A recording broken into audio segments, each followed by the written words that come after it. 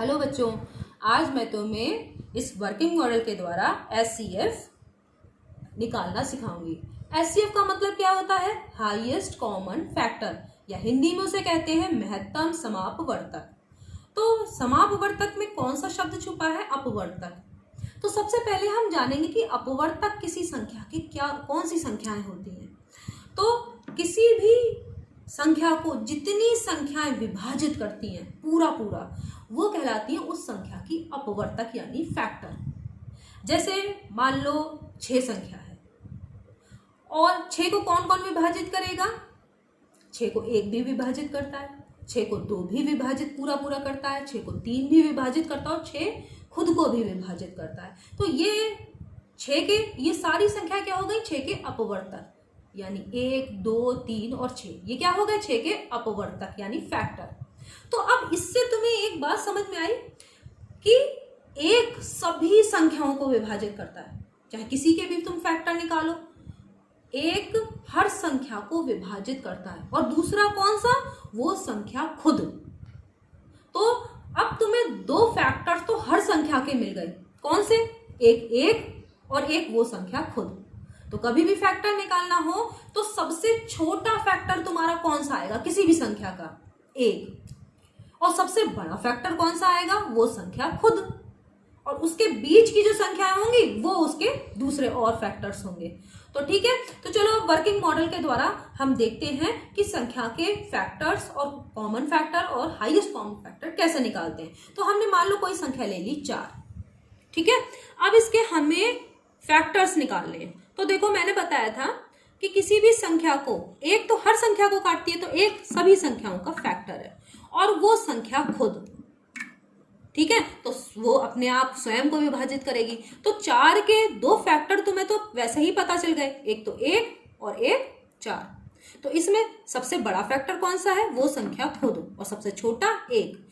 हर संख्या का सबसे छोटा फैक्टर 1 ही होता है। अब इन दोनों के बीच में देखो, 1 और 4 के बीच में कौन कौन सी संख्या है? इनमें से कौन सी संख्या 4 को पूरी तरह से विभाजित करेगी? वो है 2। तो 2 क्या हो गया? 4 का फैक्टर यानी अपवर्तक। तो अब 4 के अपवर्तक कौन कौन से हैं? 1, 2 और 4।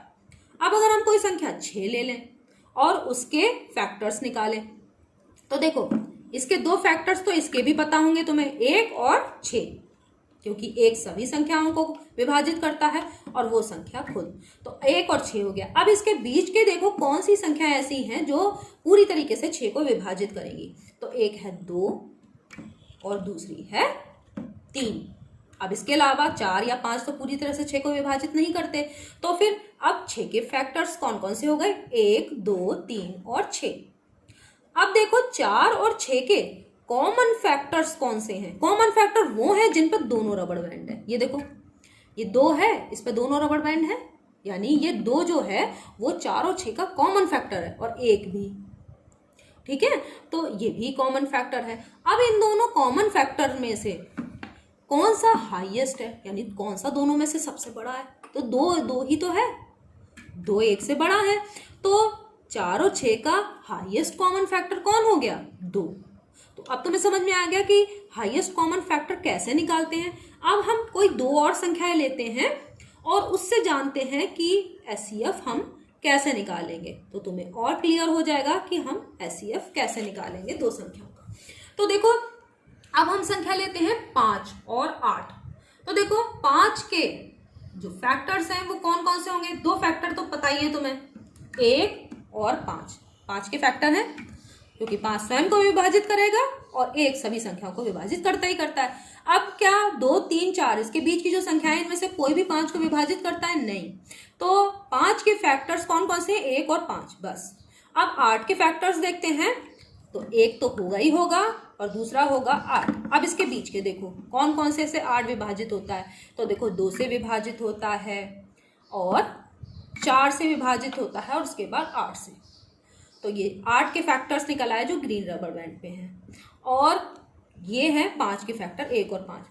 अब तुम्हें इसमें से कौन सा कॉमन फैक्टर दिखाई दे रहा है? तो देखो केवल एक पे ही दोनों रबर बैंड हैं, बाकी किसी पे भी दोनों रबर बैंड नहीं है। इसका मतलब 5 और 8 का कॉमन फैक्टर क्या है? 1। ऐसी 2 संख्याएं जिनका कॉमन फैक्टर तो यही तो हाईएस्ट कॉमन फैक्टर भी हो गया, क्योंकि एक ही तो कॉमन ही फैक्टर एक ही है। तो ऐसी दो संख्याएं जिनका मासा यानी HCF एक हो तो वो कहलाती हैं को प्राइम नंबर्स, यानी सह अभाज्य संख्याएं। तो 5 और 8 क्या हो गई? सह अभाज्य संख्याएं, क्योंकि इसका केवल एक ही कॉमन फैक्टर है, वही इसका मासा है यानी HCF है।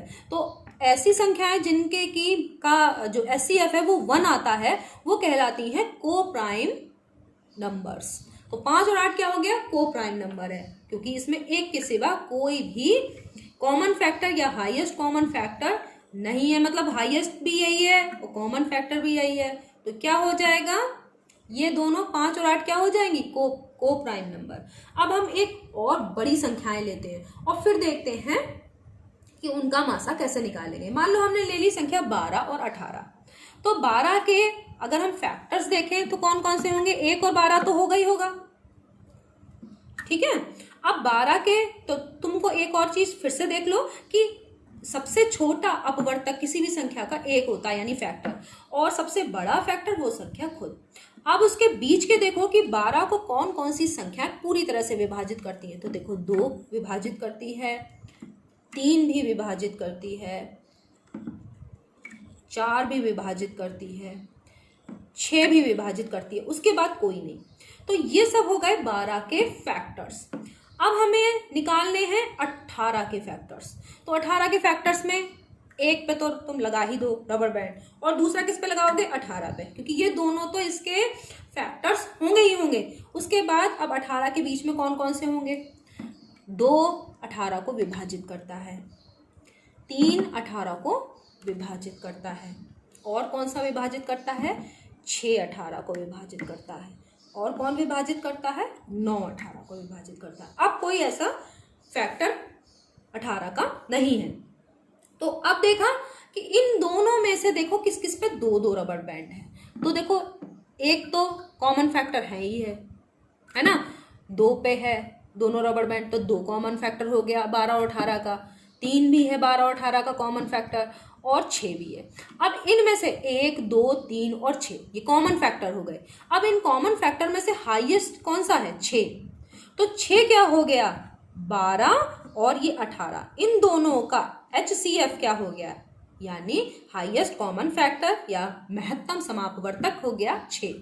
तो अब तुम्हें समझ में आ गया होगा बच्चों कि हाईएस्ट कॉमन फैक्टर हम कैसे निकालते हैं, अपवर्तक क्या होते हैं यानी फैक्टर्स क्या होते हैं। सबसे छोटा फैक्टर तुम्हें मालूम ही है किसी भी संख्या का क्या होता है? 1, क्योंकि 1 सभी संख्याओं को विभाजित करता है, वो तो होता ही है, हर संख्या का फैक्टर है। और वो संख्या स्वयं वो सबसे बड़ा फैक्टर है, ठीक है। वो संख्या स्वयं सबसे बड़ा फैक्टर और सबसे छोटा फैक्टर 1 है। उनके बीच में ही हमें और फैक्टर्स ढूंढने हैं। तो अब बच्चों अच्छे से महत्तम समापवर्तक समझ में आ गया होगा। धन्यवाद।